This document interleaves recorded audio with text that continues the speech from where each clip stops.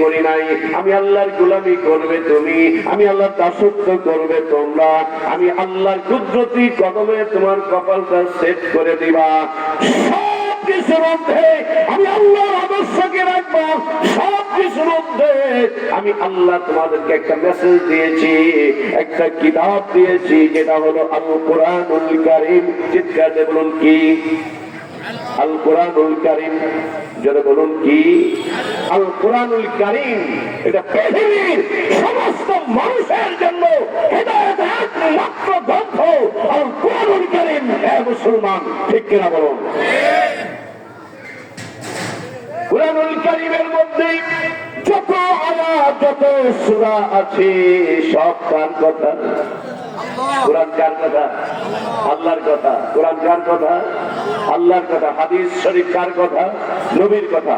হাদিস শরীফ কার কথা? নবীর কথা।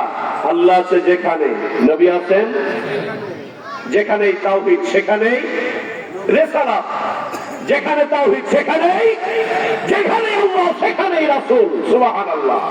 সব নেতার নেতা যিনি, সব নেতার নেতা যিনি, তিনি হলেন আমার নবী, আপনার নবী, বিশ্ব নবী, মায়ার নবী, দয়ার নবী, জনাব মুহাম্মদ রাসূলুল্লাহ সাল্লাল্লাহু আলাইহি ওয়াসাল্লাম।